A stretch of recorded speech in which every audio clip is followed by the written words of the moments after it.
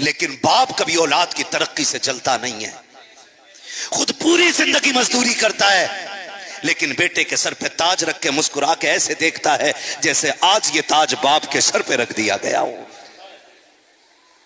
ये बाप की जात होती है जो बेटे की कामयाबी में अपनी कामयाबी महसूस करता है।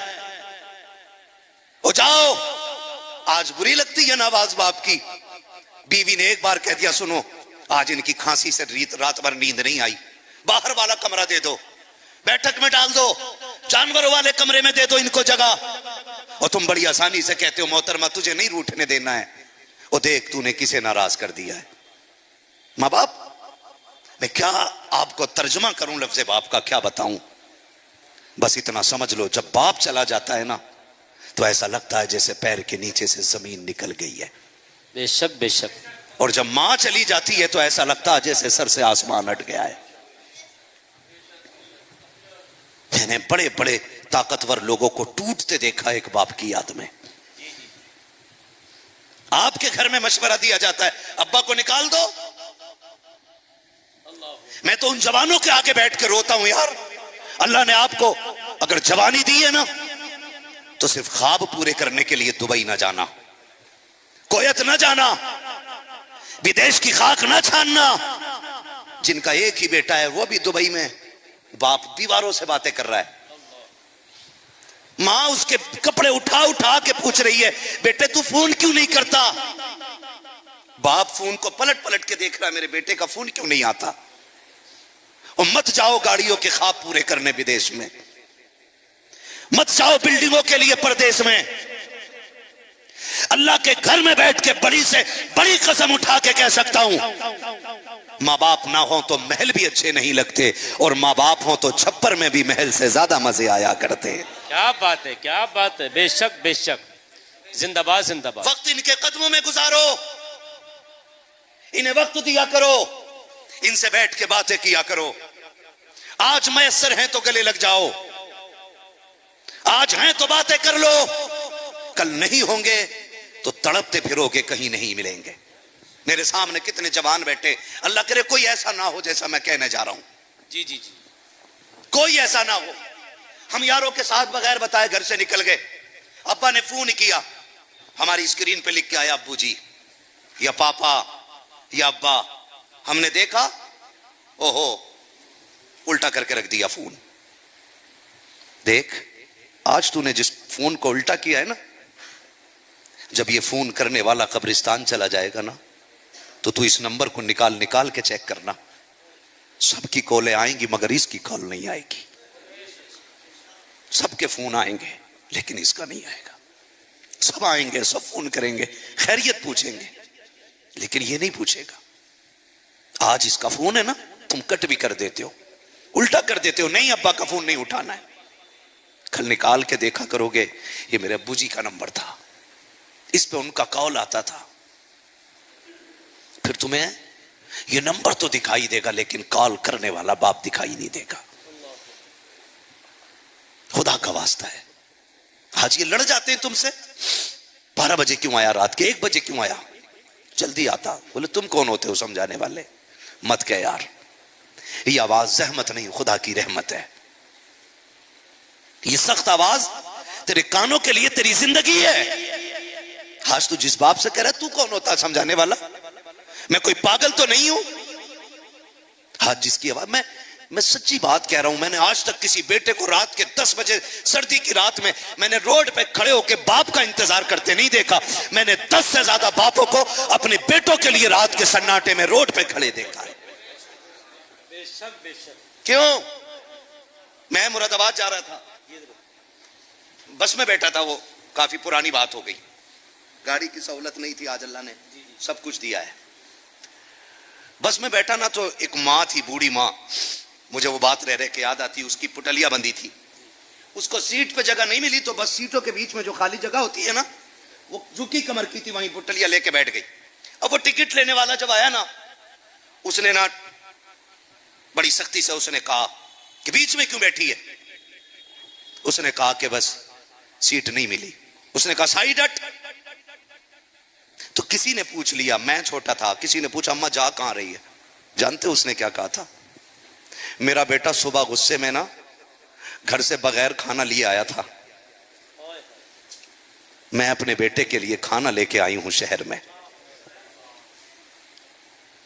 कौन करेगा इतनी फिक्र आपकी? होगी किसी को फिक्र? आज इनके लहजे बुरे लगते, आज इनकी आवाज से नफरत है, आज ये बोलते हुए अच्छे नहीं लगते, आज इनके लहजे में आज जो सख्ती है वो हमारी जिल्लत करा देती है चौक में। सुन, अगर आज तेरे मुंह पे थप्पड़ मारने वाला बाप है ना तो तुझसे बड़ा खुशनसीब कोई नहीं है, ये याद रखना। हमारे घरों की कंडीशन, नौजवान बच्चे मेरे सामने बैठे, सुनो, दस्तरखान पे बैठे हुआ करो ना, और तुम्हारा यार फोन कर दे, वो छोड़ के भागते हो खाने को। अम्मा कहती पागल, खाना छोड़ के नहीं जाते। ये हमसे भी हमारे दादा कहते थे कि दस्तरखान पे रखा खाना छोड़ के नहीं जाया करते, पहले खाना खाओ, अगर आ गया तो फिर निकलो। और हम ना यूं छोड़ा दस्तरखान, रोटी रखी, भाग लिए। माँ ने कहा रुकना, खाना खा के चला। क्या रुक, मेरे यार का फोन है, मेरा दोस्त है, चौक में खड़ा इंतजार कर रहा है। तुम दोस्त के साथ चले गए, रात के 1 बजे तक 12 बजे तक तुमने दोस्तों के साथ पार्टियां उड़ाई, तुमने पकौड़ी मटन चिकन सारे खाए, लेकिन जब पलट के रात को आए ना तो जिस माँ ने तुझको जाते जाते रोका था अभी तक उस माँ ने खाना नहीं खाया है। वो इंतजार में बैठी है कि तू क्यों नहीं आया था जब तुम 1 बजे आकर के दरवाजा खटखटाते हो। माँ गुस्से में थोड़ी देर कर दे दरवाजा खोलने में, आप पकड़ के कहते हो तुझे पता नहीं मैं कब से बाहर खड़ा हूं, खुदा का वास्ता देता हूं अगर ये पूरी रात भी दरवाजा ना खोले, तुझे हक नहीं है तो इनसे हिसाब ले सके। तुझको ये हक नहीं दिया गया कि इनसे पता कर सके कि दरवाजा क्यों नहीं खोला गया है। और जब दरवाजा माँ खोल देती है तुम लड़ जाते हो। फिर माँ क्या कहती है? माँ कहती पागल बता तो सके अब तक कहां था खाना खा ले। कहा नहीं खाना मुझे तेरा खाना, उठा ले अपना खाना। जब इस लहजे में माँ से बात करते हो तब तुम्हें खुदा का वास्ता दे करके मैं ये अर्ज करूंगा, आज माँ है तो कदर कर लो, आज ये है तो कदर कर लो, जिस दिन ये नहीं होंगे गारंटी के साथ कहता हूं 1 बजे आना, 2 बजे आना, किसी को दस्तरखान पे तेरा इंतजार नहीं होगा, किसी को खाने पे तेरा इंतजार नहीं होगा। आएगा 3 बजे, सबके लिए कमा के लाएगा, जिनके लिए कमा के लाया है वो तो तुझे सोते मिलेंगे। खाने को पूछेगा, तेरी शरीक हयात ये कह देगी जाओ किचन से लेके खा लो, लेकिन ये माँ है जो तुझे खिलाए बगैर सोई नहीं है। आज इनकी कदर कर लो, अगर ये कब्रिस्तान चले गए खुदा की कसम ठोकरे खाते फिरोगे, रात के 3 बजे आओगे, तुम्हारे कान तलाश करेंगे कहां है वो आवाज जो कभी रात के 2 बजे आती थी, कभी 3 बजे आती थी। अपनी सारी दौलत हाथ में लेना और टहलना पूरे शहर में, कहना कोई सारा पैसा ले ले, एक बार माँ की आवाज सुना दे। पूरी दौलत लेकर भी कोई तुम्हें माँ का लहजा नहीं सुना सकता, बाप का तेवर नहीं दे सकता। इसलिए मैं कहता हूं कदर कर लो, इसलिए कि दौलत मेहनत से मिला करती है, माँ बाप खुदा की रहमत से मिला करते हैं। वाह वाह, माशाअल्लाह माशाअल्लाह, नारे तकबीर, नारे रिसालत, मजहब इस्लाम, मसलके आला हजरत, अजमत वालिदैन, मुफ्ती मोहम्मद हम्माद साहब किबला, माशाअल्लाह माशाअल्लाह, वाह वाह वाह। दौलत मेहनत से मिलती है, माँ बाप खुदा की रहमत से मिलते हैं, तो कदर कर लो। कई बार ना मुझे परदेसी भाई मेरे फोन करते हैं ना, जो परदेश में रहते हैं, वो फोन करते हैं और कहते हैं हजरत दुआ करें, ये करें वो करें। मैं सबसे पहला सवाल करता हूँ अपने घर बात कब की थी, कितने दिन हो गए तुम्हें घर से आए हुए, कै साल हो गए। अल्लाह परदेसियों की जिंदगी आसान करे, मुश्किल काम है, लेकिन ये जो परदेश हमारा भाई काट रहा है ना, इसके पीछे भी हमारी ये बढ़ती हुई रस्में, महंगी शादियां, किसी को बहनों की जिम्मेदारी ने परदेश में डाला, किसी को बेटियों ने जिंदगी की खुशियों से दूर कर दिया। क्यों? क्योंकि हमारे समाज में ऐसे कुत्ते पैदा हो चुके हैं, मैं तो उन्हें कुत्तों से भी बदतर मानता हूं इस अमल की बुनियाद पे, क्योंकि कुत्ता फेंका हुआ खाता है और ये वो कुत्ते हैं जो छीन के ले जाते हैं। क्या बात है, हक बयानी हजरत। हाँ जी जी जी जी, ये वो कुत्ते हैं जो छीन के ले जाते हैं। एक बाप बूढ़ा हो जाता है एक बेटी को जवान करने के लिए, लेकिन कुछ कुत्ता क्वालिटी के लोग आके पूछते हैं क्या दोगे, जहेज क्या है, डिमांड है हमारी, बुलेट दोगे कि ये गाड़ी दोगे, वो गाड़ी दोगे। वो गैरत कर, शर्म कर, कभी ससुर के देने से भला नहीं होता। भला तब होता है जब खुदा अपने कर्म से दिया करता है। बेशक हक है। शादियां आसान कर दो यार, आसान कर दो। माँ बाप बड़ी दौलत होते। वो कोई कहता मुझे 5 साल हो गए, मैंने कोई भाई कहा कोई नहीं, अकेला हूं। मैंने कहा फिर क्यों आ गया? कहा अम्मा से पूछ के आया हूं। माँ बाप कभी मना नहीं करते।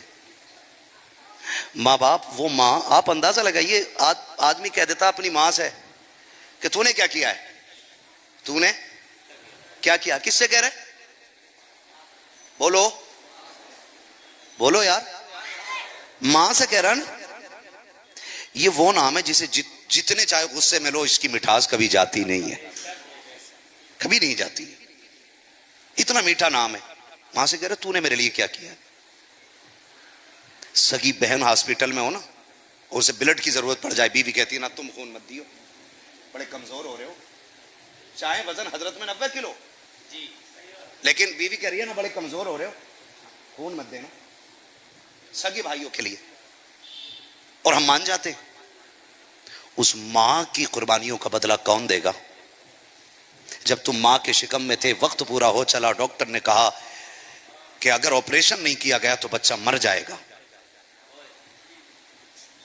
पेट की साथ खा लें, जब एक बार कट जाए तो ये कभी मजबूत नहीं होती। ये भी याद रखना। मां के सामने जब ये सवाल आता है ना, अगर पेट नहीं कटा तो बच्चा मर जाएगा, उसने कहा जल्दी करो, सलाम करो मां की उस कुर्बानी को। एक फॉर्म जब लाया जाता है ना, उस पर अंगूठे लिए जाते। वो मां जिसे कभी छोटा बड़ा नहीं आया, जिसे अपना नाम तक लिखना नहीं आया, वो पगली पूछती भी नहीं है कि इस पे लिखा क्या है, पूछती भी नहीं कि इसमें लिखा क्या, क्यों अंगूठा लिया जा रहा है। खुद डॉक्टर कहता पता है ये अंगूठा क्यों है? का नहीं पता है। का ये है कि अगर तुम मर गई तो हमारी गारंटी नहीं है। मां को सलाम कर, वो अपने मौत के कागज पे खुद अपना साइन कर रही है। सारे रोते देखने वाले, लेकिन मां मौत के साइन पे कागज करती है, कागज पे साइन करती है और कहती है डॉक्टर मैं मरूं तो मर जाऊं, मेरे बच्चे को कुछ मत होने देना। फिर भी उस मां से कह रहे हो तुमने मेरे लिए क्या किया है? वो जो खंबे पे लाइट से जल के मरा वो भी किसी का बाप था, वो जो रोड पे एक्सीडेंट से मर गया वो भी किसी का बाप था, वो जिस पे बारिश में बिजली गिर गई वो भी किसी का बाप था, वो जो भट्टे की चिमनी से गिर के मरा वो भी किसी का बाप था। पता चला एक बाप एक औलाद को पालने के लिए अपनी जिंदगी दांव पे लगा देता है। एक बाप 8 बेटे पाल लेता है और 8 बेटों से एक बाप नहीं पाला जाता। इससे बड़ी बेगैरती क्या होगी? उसने तब पाला जब तुम्हारा खर्चा 8 रोटी था, और आज तुम्हें तब बोझ लग रहा है जब उसका खर्च 2 रोटी है। सोच रहे हैं आप? अल्लाह आपको कामयाब करे ना और दौलत दे, गाड़ी लाओ तो सबसे पहले मां बाप को दे दो, फिर ये तुम्हारे लिए। तुम मुझे साइकिल पे लेके बैठते रहे, अब मेरा दौर आया मैं तुम्हें हवाई जहाजों में उड़ाऊंगा। क्या करो? ये उन्हें वक्त दिया करो, उनके लिए चीजों के दरवाजे खोल दो। कभी बाप के सामने तेरा मेरा मत कीजिएगा, कभी मत कीजिएगा। जो हमारा है वो मां बाप का है, बल्कि हम भी और हमारी औलाद, हमारा माल सारा हमारी किसका है? हमारे सारे बोलो मां बाप का। मुफ्ती साहब क़िबला ने फरमाया, हुजूर ने फरमाया कि ये तेरी जन्नत भी है और ये तेरी दोज़ख भी है। चाहे तो इन्हें राजी करके जन्नत ले ले और चाहे तो नाराज करके जहन्नम में चला जाए। ये क्लियर है। वक्त हो चला है, अभी सलाम भी होना है ना? अभी है टाइम। नाराज तो नहीं आप लोग? चलो थोड़ा सा 5 मिनट और बात कर लूं। इन्हें राजी करके जन्नत ले लो या नाराज करके? सारे बोलो। सारे नहीं बोल रहे बीबी। नाराज करके जहन्नम। हुजूर की बारगाह में इत्तेहाती आए और मेरे नबी की बारगाह में हाजिर हुए। चेहरे पे गर्द, बालों पे मिट्टी, पता लग रहा था कोई दूर से आया है। हुजूर ने फरमाया कहां से आए हो? कहा सरकार फलां देहात से। क्यों आए हो? कहा सुना गए जिससे आप राजी होते हो उससे खुदा राजी हो जाता है। मेरे नबी ने फरमाया बेशक। तो उसने कहा फिर मैं आपको राजी करके खुदा को राजी करने आया हूं। जब उसने इतनी बात कही, मेरा नबी जो दिलों के हाल जानता है, तभी तो मेरा बरेली का इमाम कहता और कोई गैब क्या तुमसे निहा हो भला, जब ना खुदा की छुपा तुम पे करोड़ों दुरूद, माशाअल्लाह, करोड़ों दुरूद। सुभान अल्लाह, सुभान अल्लाह। है जी, तवज्जो है सारे लोगों की। जब ना खुदा की छुपा तुम पे करोड़ों दुरूद। सरकार ने फरमाया घर पे किसे छोड़ा है? कहा माँ बाप। किस हाल में? कहा हुजूर उनका एक ही बेटा हूं ना, मैं आ रहा था तो वो रो रहे थे। महबूब ने फरमाया जा, जिन्हें रोता हुआ छोड़ आया है ना, उनके लबों पे जाके मुस्कुराहट दे दे, मुस्तफा भी राजी हो जाएगा, खुदा भी राजी हो जाएगा। माशाअल्लाह, सुभान अल्लाह, सुभान अल्लाह। वो तो जिंदाबाद। निहायत सस्ता सौदा बेच रहे हैं जन्नत का, क्या हम मुफलिस का मोल चुकाएं, अपना हाथ ही खाली है। हमारे माँ बाप हमारी जन्नत भी हैं, हमारी दोज़ख भी हैं। एक बेटे को कम से कम हाफिज कुरान जरूर बनाइएगा। ये दुनिया बड़ी बेवफा है। कब्रिस्तान किधर है? यहाँ सुभान अल्लाह। मरना है ना? ओ बड़े कम लोगों को यकीन है भाई मरने का। मरना है कि नहीं? मैं समझ गया मस्जिद में इसलिए बैठ के ना बोल ले, कहीं मुंह से कहते ही पूरी ना हो जा। मरना है कि नहीं? मरना है। अल्लाह का कहा करो मालिक जब भी मौत दे, इज्जत की मौत दे, ईमान की मौत दे। दोनों चीजें मांगा करो, इज्जत और ईमान की मौत। कब्रिस्तान पास में, जाते हो इस कब्रिस्तान में? जाते? जो नहीं जाते अल्लाह उन्हें ले जाए, और जिसे रब ले जाता है ना,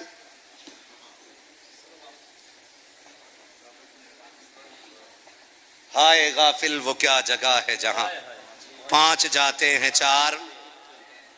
खुद चले जाया करो ताकि लौट आओ। जिन्हें ले जाना पड़ता है फिर वो लौट के नहीं आते। जाते ना कब्रिस्तान, कब्रें देखी होंगी ना हो तो फिर देख लेना नमाज पढ़ के। सारी खबरें ठीक है, कुछ बैठ भी गई हैं, बैठ भी गई ना। अमीरों की भी होंगी, गरीब भी यहीं लेटे होंगे। अच्छा किसी गरीब की, किसी अमीर की जीभ पे सोना रख के दफन किया जाता है किसी को? खाली हाथ आए थे, खाली हाथ जाएंगे। लेके कोई जमीन कितनी? 2 गज, सफेद कफन, उसके अलावा कुछ? बोलो, एक हाथ घड़ी बांध के जाओगे? टोपी उपी लगा के? वो भी नहीं है। समझ रहे मेरी बात? अल्लाह करे ये बात दिलों में उतर जाए। आज वो गए, कल हम होंगे यहां पर, कल हम होंगे। जैसे आज हमारी जवानियां हैं, कल उनकी भी जवानियां थी। हम इस औलाद के लिए दिनों रात एक कर रहे हैं, कल उन्होंने भी किसी औलाद के लिए दिनों रात एक किया था। लेकिन ये दुनिया इतनी बेवफा है कि 40वें के बाद अब्बा की कब्र पे मिट्टी डालने तक नहीं आएगी। फूल डालना तो बड़ी बात है, मिट्टी डालने भी नहीं आएगी। कितने अमीर ज़ादे ऐसे फोन करके कहते हैं मौलाना अब्बा की बरसी आ गई है, कोई कुरान पढ़ा तो दे दो। तू क्या कर रहा है?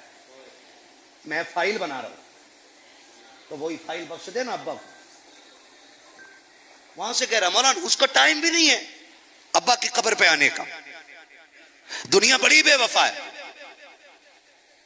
हमारे यहां का उसूल यह कि खाना मैयत का होता है ना, तो मिट्टी देते देते, गर्मी जैसा आज तेज है ना, अल्लाह करे किसी के जनाजे में ऐसे लोग शामिल ना हो, मिट्टी देते देते ओ जल्दी चले यार गर्मी लग रही है। 3 मिनट कब्र पे ठहरने को तैयार नहीं मिट्टी देके। कोई उधर पेड़ के नीचे, उधर पेड़ के नीचे, कोई इधर आ जाए, ओ मौलवी दुआ लंबी क्यों कर गया, छोटी कर, देखता नहीं गर्मी कितनी तेज है। और जिनके लिए हमने झूठ बोला, जिनके लिए हमने हराम हलाल की तमीज न की, वो हमारी कब्रों पे 2 मिनट रुकने के लिए तैयार नहीं है। 2 मिनट। उसके अलावा जो सगे बेटे होते, सगे बेटे, वो सबसे पहले मिट्टी डालता है, मिट्टी डाल के साइड खड़ा हो जाता है और खड़े होने के बाद ना साइड में फिर फोन करता है, सुनो पहले औरतों को खाना खिलाना, सुबह से बैठी हुई हैं, उनके साथ जो बच्चे पहले उन्हें रोटी खिलाना, उनका इंतजाम करो, वो भूख से परेशान है। जब बेटा कब्र पे खड़े होकर ये फोन करता है, तब कब्र के अंदर से बाप चीख के कहता है, हाय नादान, काश तूने कब्र का अंधेरा जाना होता, अपने बाप की कब्र के अंदर का हाल देखा होता। तू ये खबर करके कह रहा है कि पहले खाना औरतों को खिला दो ताकि उनको करार आ जाए, पहले बच्चों को खिला दो ताकि उनको सुकून आ जाए। कहता हाय पगले, वो तो दोपहर से भी खा लेंगे, शाम में भी खा लेंगे, क्या कि अच्छा होता कि तूने हमारी कब्र का इंतजाम किया होता। अब्बा जी क्या कि तुम्हारी कब्र का इंतजाम का रोटी वाले रोटी खा के तसल्ली हासिल करेंगे। मुझे कुरान पढ़ के सुना दे, मुझे आयत पढ़ के सुना दे, मुझे दीन सुना दे, मुझे नाते सुना दे, आका की बातें सुना दे। बेटे जागिल होते हैं, रोटी लेके दौड़ जाते हैं, बेटे कारी होते हैं, आलिम होते हैं, बाप की कब्र पे बैठते हैं, कहते अब्बा दुख ना करना, अभी तू भी फुर्सत में है, मैं भी फुर्सत में हूँ, तू कुरान सुन के दिखा दे, मैं सुना के दिखा दूं। रब कहता है तुम सुन के दिखाओ, ये सुना के दिखाए, मैं तुम्हें अपने करम से बख्शिश करके दिखा देता। बाबा क्या बात है हजरत, वाह वाह वाह वाह, जिंदाबाद जिंदाबाद, माशाअल्लाह। बेटा दीन के हवाले कर लें, एक बेटा आलिम बना दें, और दूसरी बात गारंटी नहीं है कि हमारी कब्रों पे भी कोई फूल या मिट्टी डालने आए, नहीं आना है। जब अभी इतने बिजी हैं तो आने वाले दौर में जब भीख भी कंप्यूटर से लोग मांगेंगे तो बताओ हम कहाँ आ पाएंगे फिर कब्रिस्तान, या कोई क्यों आएगा हमारी कब्रों पे। ये बैठे, अल्लाह ताला मुफ्ती साहब को सलामत रखे, इनके सारे भाइयों को सलामत रखे, है ना। एक भाई आलिम है, ये सारे भाइयों का फख्र है। ये 5 भाई हैं, 5 है ना, 5 भाई हैं, है ना हजरत, 5 भाई हैं, 2 बड़े हैं और 2 इनसे। ये सोच रहे होंगे कि ये सब कैसे पता है। माशाअल्लाह, सुभान अल्लाह, बोलो यार सुभान अल्लाह, है ना। 5 भाई हैं, 2 बड़े, 2 ये मिंजले भाई। ये बड़े भाइयों का फख्र है और छोटे भाइयों की शान है, ये याद रखना। और बता रहे थे 3 बहनें हैं और तीनों आलिमा हैं, सुभान अल्लाह, तीनों बहनें आलिमा। यकीन करें, मैं अल्लाह की रहमत पे भरोसा करके 100% ये बात कह सकता हूं कि इनके वालिद कब्र में ना जन्नत की ठंडी हवाओं में लेटे होंगे। यकीन जाने, जिसका अपना बेटा आलिम हो, ये अगर कहीं एक हर्फ भी पढ़ेंगे ना कुरान का, अगर ये हाथ ना भी उठाए ना, वो सीधा सवाब उसका जन्नत से रहमत बन के इनके बाप की कब्र में आ रहा होगा। ये जहां मुसल्ले पे खड़े होकर नमाज पढ़ेंगे या पढ़ाएंगे, इनको तो सवाब मिलना ही मिलना है, लेकिन उसका पूरा सवाब इनके वालिद की कब्र में बराबर जाता रहता है। इसलिए मैंने कहा है अपने कम से कम एक बेटे को आलिम जरूर बनाए। जिस घर में एक आलिम होता है ना, उस घर में गरीबी तो आ सकती है लेकिन बदअकीदगी कभी नहीं आ सकती है, ये भी क्लियर है। और एक आखिरी पैगाम, बस टाइम बहुत हो गया है ना, आखिरी पैगाम हजरत के जरिए मैं अपने सारे भाइयों को देना चाहता हूं। बाप के इंतकाल के बाद तीजा होता है हमारे, बोलो होता है कि नहीं? होना चाहिए।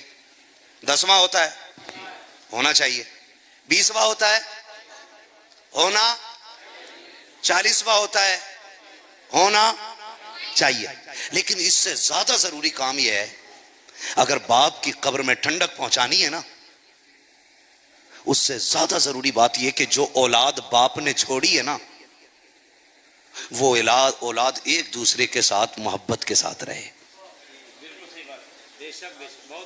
आपकी बिरयानी का सवाब भी कब्र में पहुंचेगा, इस महफिल का भी पहुंचेगा, लेकिन जितनी बार ये 5 भाई मिलके ना एक दूसरे को मुस्कुरा के देखेंगे ना, उतनी ही ज्यादा कब्र में ठंडक इनके बाप को महसूस होना शुरू हो जाएगी। ये हर बेटे के लिए, इनके लिए नहीं है।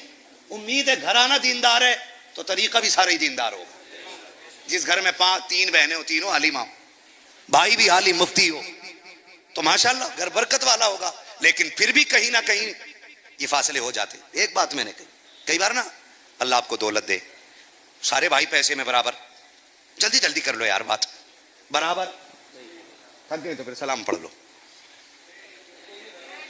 तो फिर बोले ना आप, सारे भाई पैसों में बराबर नहीं होते, कुछ गरीब होते हैं, कुछ अमीर होते हैं। अमीर ने 40 रुपए पे 40 भगोने बना लिए, तो गरीब भाइयों से प्लेट उठवा रहा, वो यूं बैठा।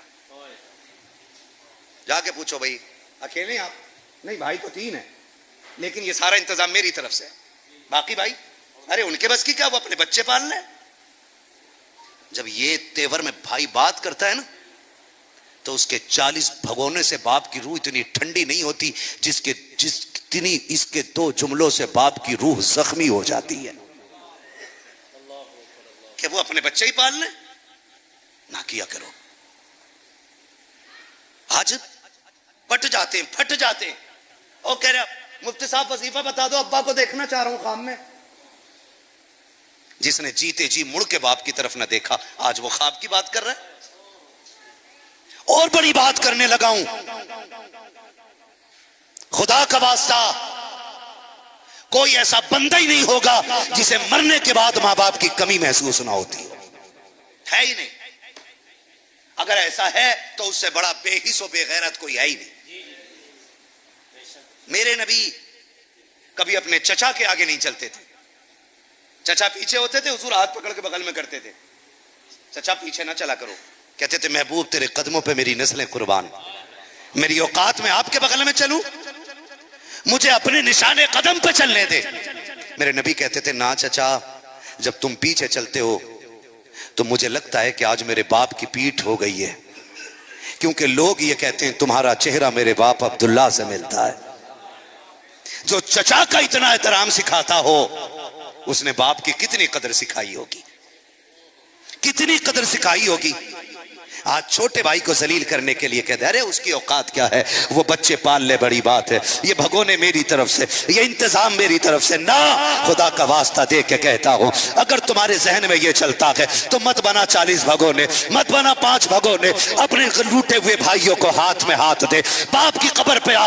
अगर तू बड़ा है कहते अब्बा फिक्र ना करना, जिन्हें तू छोड़ आया है मैंने बिखरने नहीं दिया है, तेरी जगह मैंने ले ली है। मैं इसे कभी भाई कहता हूं, कभी बेटा कहता हूं, कभी सीने से लगाता हूं। तू फिक्र ना करना, जहां जहां तेरी जरूरत पड़ेगी इनके पास मैं आ जाऊंगा। कसम खा के कहता हूं, देखना कब्र पे कान लगाना, उनकी कब्रों से अल्लाह की तस्बीह की आवाज आएगी, मुस्कुरा के कहेंगे मालिक जैसे बेटे मुझे दिए गए ऐसे बेटे हर बाप को अता फरमा। वाह वाह वाह, क्या बात है हजरत, जिंदाबाद अल्लाह ने माँ बाप की कदर करे, उनकी इज्जत करे। बहुत अच्छा पैगाम है, माशाअल्लाह माशाअल्लाह माशाअल्लाह। तुम्हारे माँ बाप की फरमाबरदारी अल्लाह की इबादत के बाद सबसे ज्यादा लाजिम है, ठीक है ना। ये रब ने फैसला फरमाया कि इबादत तुम्हें अल्लाह की करनी है, और इबादत के बाद जो सबसे पहला काम है फरमाया माँ बाप के साथ हुस्न सलूक करो, है ना, उनके साथ हुस्न सलूक करो। बस याद रखिए, चले गए तो नहीं आएंगे, हैं तो कदर कर लो। माँ बाप बड़ी दौलत है, जिसके सर पे बाप का साया है नसीब वाला है, जिसका चला गया है बस अब वो सिर्फ रो सकता है और कुछ नहीं कर सकता है। करेंगे ना माँ बाप की इज्जत इंशाअल्लाह।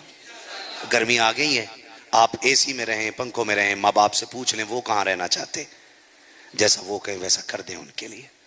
उनकी रजा में राजी रहा करो, उनके कंधे दबाया करो, उनके पैर दबाया करो, पूछा करो अब्बा बता हमें यहाँ तक पहुँचाने में तूने कितनी ठोकरें खाई हैं, बता तेरे मन में भी आता होगा, कभी तू सोए जागा होगा, वो बताएगा मैंने कितनी बार सूखी रोटी भिगो के खाई, मैंने कितनी बार गड्ढे का पानी पिया ताकि पैसा बच जाए, उससे तुम्हारे कपड़े आ जाएं। इनकी मेहनतों को रायगा न जाने देना। मौत की तैयारी रखें हमेशा, बस यूं समझे भरोसा मत करो, सांसों की डोरी टूट जाती है, छतें महफूज रहती हैं, हवेली टूट जाती है। किसी दिन प्यास के बारे में उससे पूछिए जिसकी कुएं में बाल्टी होती है, रस्सी टूट जाती है ना। बस जिंदगी नाज न कर, तेरा भरोसा क्या है, आदमी रेत की दीवार है रखा क्या है, जिनकी दुनिया में हल्का सा तबस्सुम भी ना हो, उन गरीबों से पूछो ये दुनिया क्या है। बस मौला हमारे माँ बाप को लंबी उम्र अता करे, अगर वो चले गए हैं तो उनकी बेहिसाब मगफिरत फरमा दे। मौला तुझे मुस्तफ़ा का वास्ता है, हमारे माँ बाप जो जिंदा हैं उनकी भी बेहिसाब मगफिरत कर, और जो दुनिया से चले गए हैं उनकी भी बेहिसाब मगफिरत फरमा। बस जो है अगलात उनको माफ़ फरमाए रब्बे कायनात। जिंदगी ने दिया साथ, फिर होगी मुलाकात। सारे लोग कलमा शरीफ पढ़ लीजिए, ला इलाहा इल्लल्लाह मुहम्मद रसूलुल्लाह अस्तगफिरुल्लाह रब्बी व कुल्लि।